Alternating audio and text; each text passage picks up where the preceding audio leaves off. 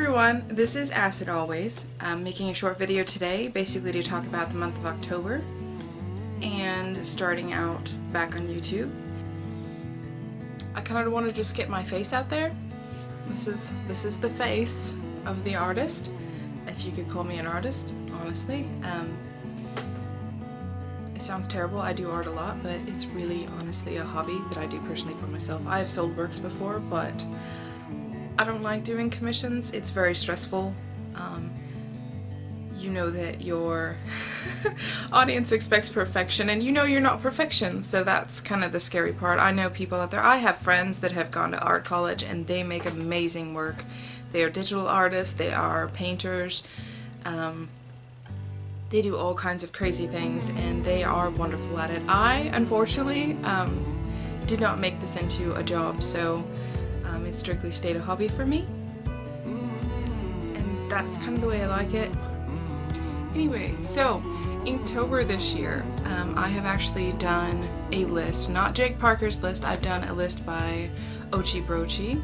It's hashtag 31 witches, so every day has a prompt for a different witch or something witchy. Being Wiccan or a witch, however you want to call yourself, I'm trying to be as educated and nice as possible. So in my images you'll see what looks like just normal people. Sometimes there are more witchy themes, such as the witch hat and the broom, stuff like that, on some of the cuter ones. But some of the more serious topics like the Blood Witch and the Oracle, I tried to stay as close to maybe what modern culture would be doing at this time versus an image that you would see portraying in mythology or folklore. Most witches you meet or anyone using spells nowadays only uses a few drops of blood instead of like sacrificing a whole animal on an altar, which is what is portrayed in history and folklore. We are probably a third of the way through at this point, so there's not a whole lot I can comment on so far anyway. There are a few images that I don't like. So the socialite, I had a really great plan for that. It just didn't turn out the way I wanted to. It was really terrible. I think another image that I really didn't fall in love with was perhaps the Blood Witch. It's a favorite character of mine, so it was kind of like I really wanted it to be good, but in the end it just didn't turn out exactly how I really didn't have a picture to begin with, so that was kind of the sad part, was it didn't really turn out the way I needed it to be, which was kind of sad, but it still looked good.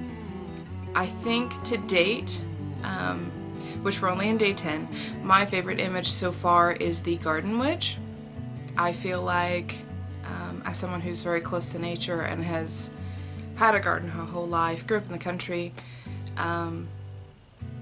having a huge greenhouse where you can grow the things that you like to grow, like the sunflowers and the big lavender bushes and the tomato plants and stuff that's in the image. But other than that, I really do love all the images. I've got some great ones planned coming up. I'm really excited about Pixie on day 13. I'm excited about the Candy Witch, which I think is, it's coming up. So there are, in the description of some of my videos, I have put a description of the tools that I use. So for Inktober, it is all ink medium. I've seen some people using gouache and watercolor and colored pencil and all sorts of things, but I'm sticking straight to inks.